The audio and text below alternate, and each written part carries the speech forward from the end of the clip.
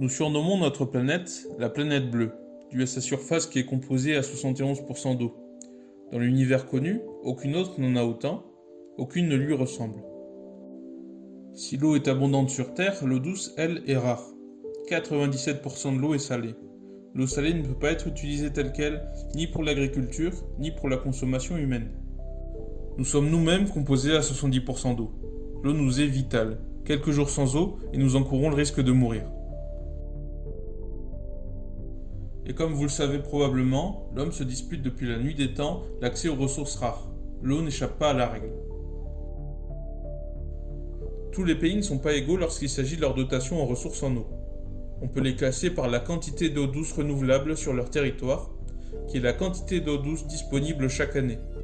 On prend en compte les précipitations et le rechargement des eaux souterraines notamment.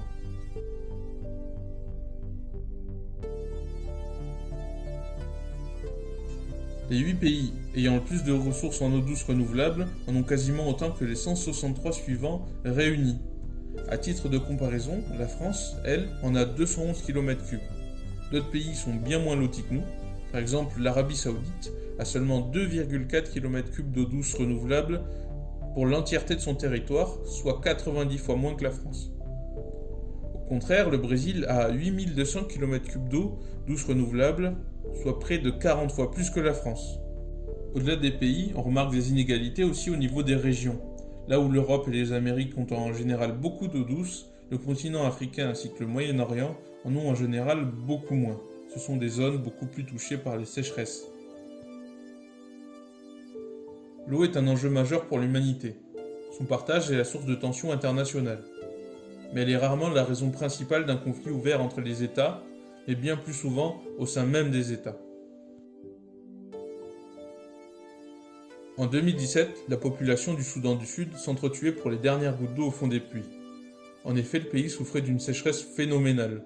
Au moins un habitant sur 5000 mourait chaque jour. 30% de la population souffrait d'une malnutrition extrême. 200 000 enfants ainsi que 100 000 adultes encouraient le risque de mourir.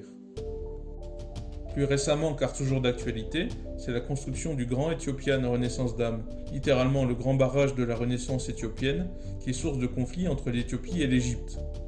Le premier ministre éthiopien menaçait même « Aucune force ne peut stopper l'Éthiopie de construire un barrage. S'il devait y avoir la guerre, nous pourrions mobiliser des millions de soldats. »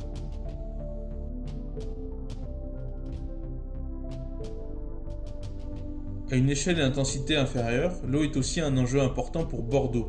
Les entreprises comme Veolia et Suez s'affrontent pour le contrôle de l'approvisionnement en eau de la ville, qui est sous l'égide de cette dernière depuis 1992.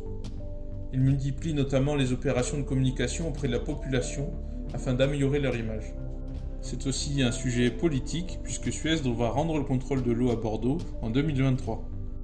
Puisque le Conseil de Bordeaux Métropole a voté à l'unanimité la création d'une régie publique de la gestion de l'eau de ses 28 communes.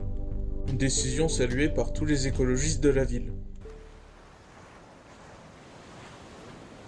C'est maintenant la fin de cette vidéo, et je vous remercie beaucoup de m'avoir écouté jusqu'à la fin. J'espère vous avoir appris certaines choses. Si vous voulez en savoir plus, vous pouvez nous suivre sur les réseaux.